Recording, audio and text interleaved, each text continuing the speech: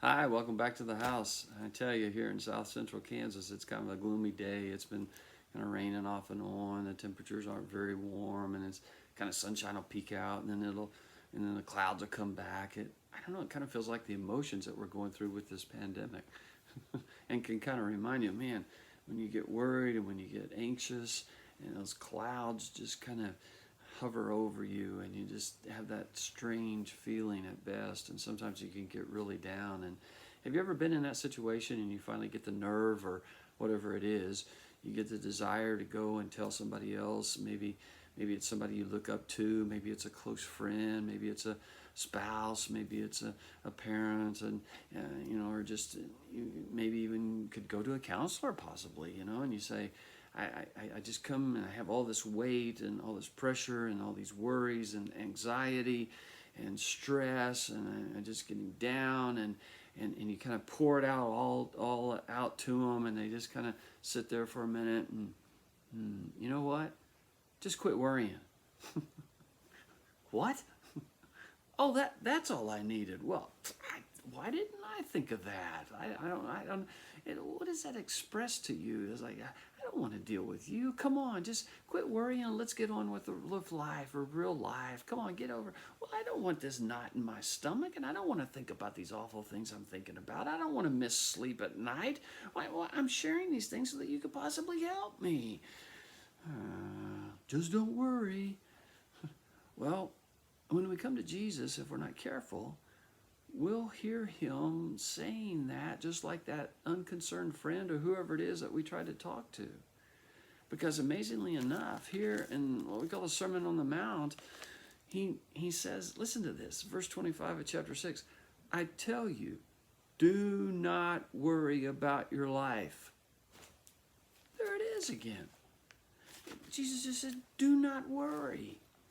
And it's Jesus, and so therefore I see him as the Lord. I see him as the one that knows what ought to be going on. And if he's telling me not to worry, guess what? I even have more worry that I'm worried. Well, let's be careful. That is not what Jesus is trying to say. He's not an unconcerned friend. He's a very much concerned friend who wants you and I to not deal with this heavy weight of anxiety. And so a key word that I didn't read right when I read that was therefore, I tell you. And I don't know exactly how far back, but when you see therefore you go back, and I don't know exactly how far back Jesus might want us to go, but if we go all the way back to what we call the beginning of chapter 6, what he begins to deal with there is this difference between having religion but not having a relationship with God. So he may be going all the way back to that. And he says, check that. Jesus has given us insights. He's given us advice. He's given us guidance. He's showing us how that we can move further away from our anxieties and our worries. So it has to do with a relationship with God. And if we can deal with that relationship, then after he talks about religion and relationship, he says, so check your heart. But all of us want to believe that our heart's in the right place. So he says, so don't look at your heart, look at what you value. What do we treasure? Maybe a lot of the worry comes from the fact that we're treasuring not our relationship with God and the things that he thinks is most important.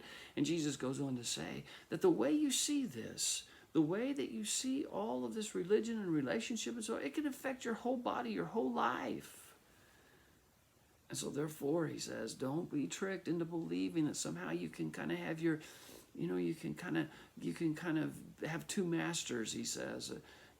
A God, yes, the God of gods, the God of Abraham, Isaac, and Jacob, and the gods of this world, something like money.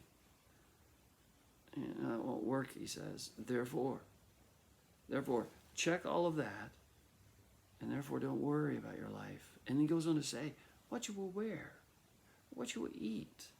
He's using those, I think, as examples to say, where are your worries coming from?